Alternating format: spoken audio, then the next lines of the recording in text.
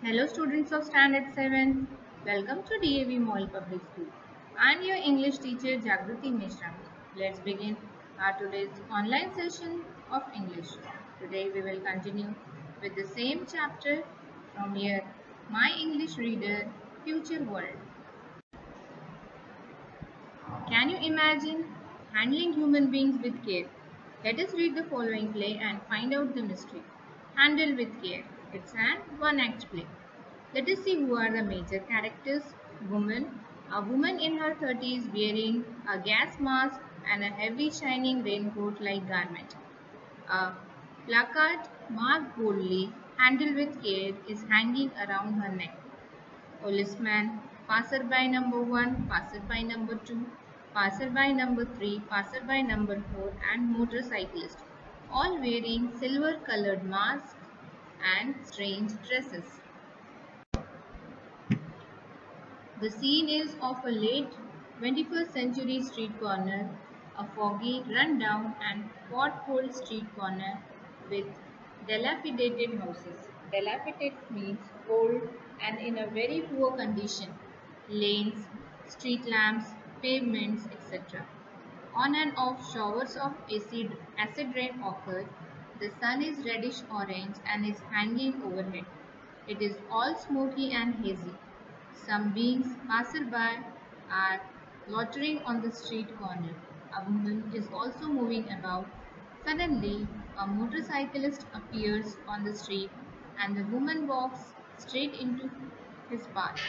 She is hit by the motorcyclist and falls down.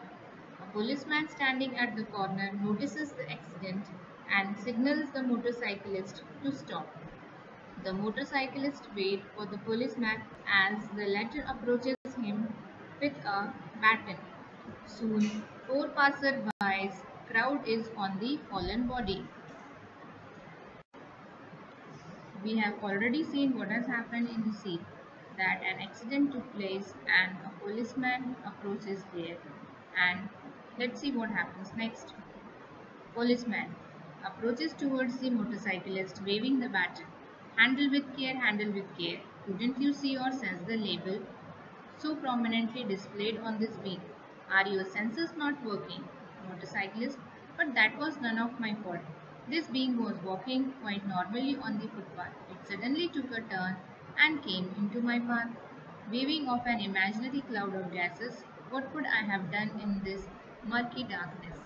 Policeman, I will find out. You better wait, you don't know what you have done. Hitting a handle with care, being approaches the fallen body, waving away the passerby with his baton.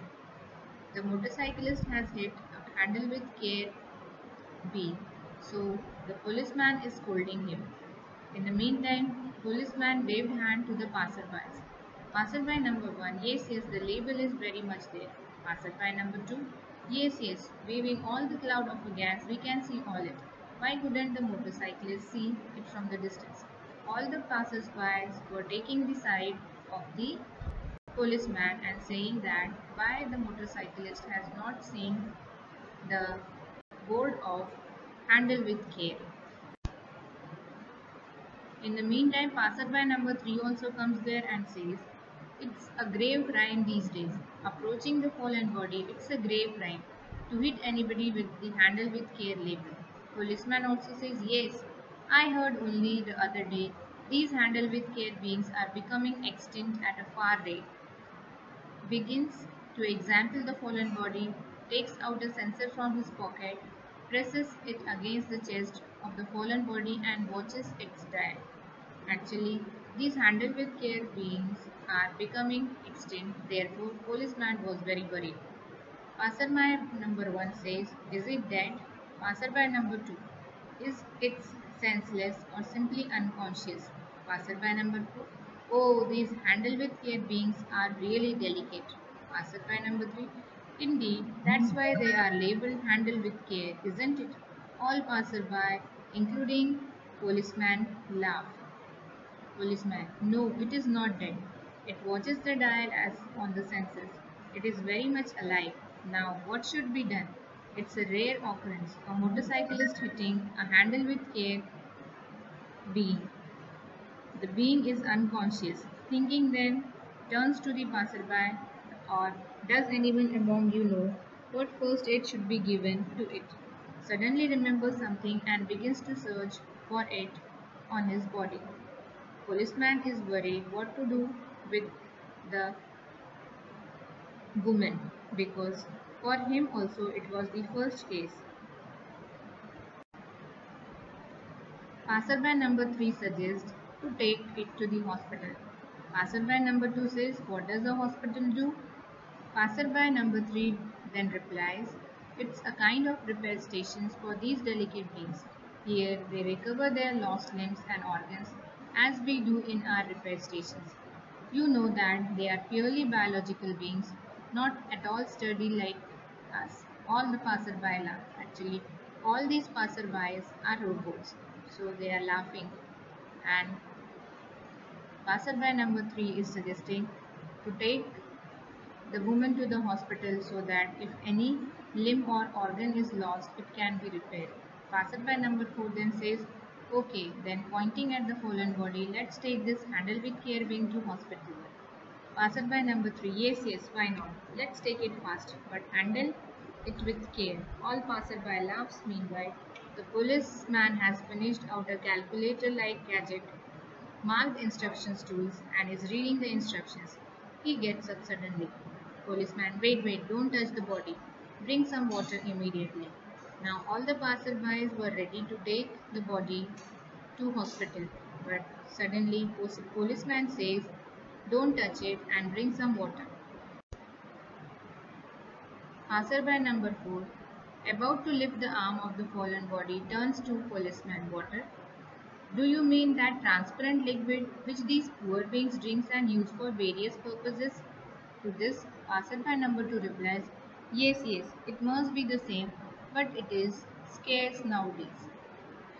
Passerby number 3, available only in ghettos where these beings live. Passerby number 2 asks, ghettos? What is that? Passerby number 3 says, yes, those bubble-like structures which contain special environment for their kind. You know, they cannot live in this rough and tough environment of carbon dioxide, sulfur dioxide and nitrous oxide gases with no sunlight and acid rain pouring every other day. Those ghettos contain none of these elements with which we are familiar. So, passerby number 3 explains what is actually ghettos. Ghettos is a bubble-like structure having a special environment, and these handle with care beings cannot live where the robots can live. Passerby number 1, have you ever been to a ghetto? Passerby number 3 says, no, none of our kind is allowed there, but there is a kind of us, delicate ones who work for these beings in the ghettos. They are also delicate like their handle with care masters. They cannot stand the open environment outside. All passerby laugh. Policeman waving the baton. Hey, you are all laughing and there's no ghetto for several kilometers around. I'll better contact the nearest police station and inform. Suddenly what happens? Woman getting up. No, no, no. Please don't contact my any police stations. Please don't do that. Peeps at the faces around her through the oxygen mask. As policeman is worried that there is no ghetto for several kilometers suddenly. The woman gets up and says, don't contact any police station. Motorcyclist till then standing awkwardly by the side of his motorcycle and watching the reactions of the passerbys and policeman quietly. Hey, you are alive, you are not dead. Starts dancing. I am relieved, I am safe. Now motorcyclist is relieved when he sees the woman is alive. Passerby number 1. Why is it so? Policeman. We are not supposed to harm these handle with care beings, not to speak of killing them. Their population is on decline. Even to kill them any by accident is a serious crime. All passerbys in a chaos way says, even by accident. Woman, yes, even by accident. Dusting of her suit, but this wasn't an accident. Policeman said, what? Not an accident? What was it then? Woman comes toward the center of the stage and addresses the audience. A suicide. Turns to them, yes, a suicide, my dear. Passerby number 2 says, a suicide? What does it mean? Woman says, okay. Let me explain. Thinks it's killing oneself by one's own choice. Motorcyclist, oh, you mean you purposely came in my path to get yourself killed? Woman says, yes, looks around. That's why I intended to do. Motorcyclist, but you would have to put me in. Uh, Woman says, addressing the audience, but I was keen to die. Passerby number 3, but waving off a cloud of gas, why did you want to destroy yourself? You beings have all the facilities and amenities to live in, so why you want to commit suicide? Woman then replies, oh, is that kind of living you call life? In a closed bubble like chambers where everything is artificially available air, water, rain, everything. Oh no, I am sick of it. I feel suffocated and claustrophobic. I want to live in open, but what a mess we have created on the surface of this earth.